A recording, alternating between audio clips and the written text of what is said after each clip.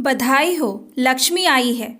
Nurse ने जैसे ही शोभित के हाथों में नन्ही परी को दिया, शोभित के हाथ कांप उठे और आंखों में आंसू थे। कितना तरसाया आपने परी, 5 साल अब हाथों में आई हो, अब तुझे कहीं नहीं जाने दूंगा। लाइए, मेघा के पास ले जाना है। मैं ले जा सकता हूँ? बिल्कुल, नर्स ने मुस्कुराते हुए कहा। शोभित प्यार से अपनी परी को संभालते हुए मेघा के पास ले गया। लो, संभालो अपनी परी को।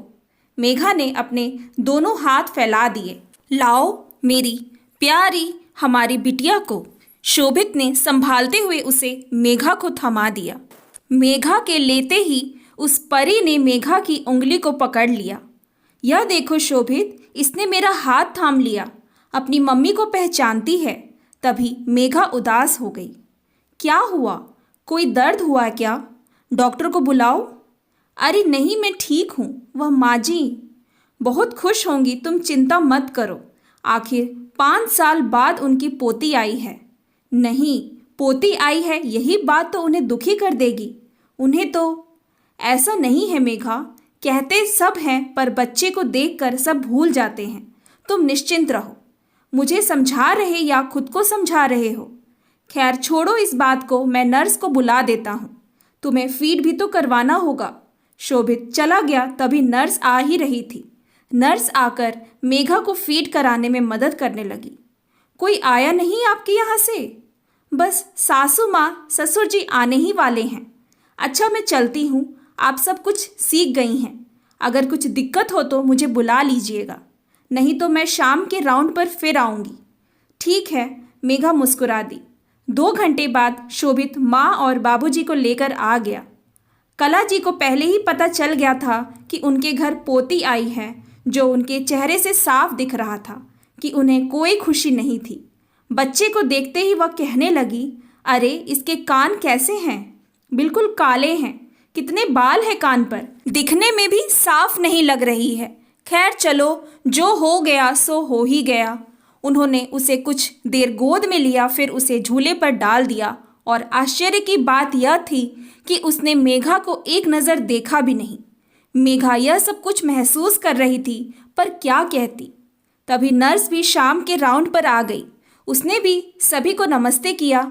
महेश जी ने नर्स को पैसे दिए और कहा कि सभी को बांट लीजिएगा, पर कला जी ने ना एक शब्द कुछ कहा और ना ही नर्स को देखा।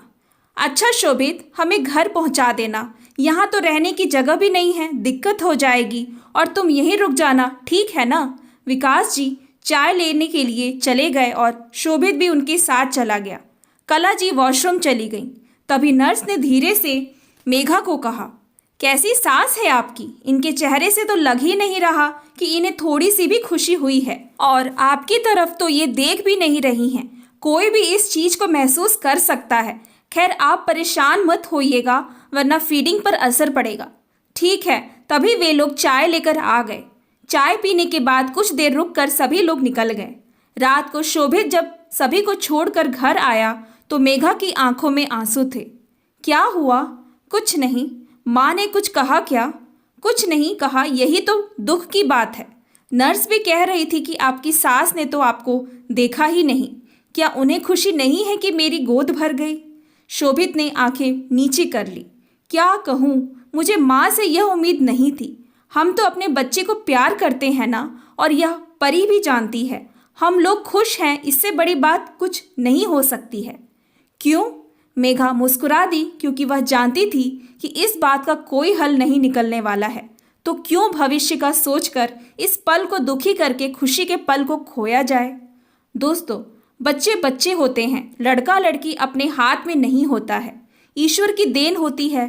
फिर भी आज भी कुछ लोग इस बात को नहीं समझते हैं। आधुनिक कह देने से हम आधुनिक नहीं बन जाते हैं, बल्कि हमें अपनी सोच भी आधुनिक करनी चाहिए।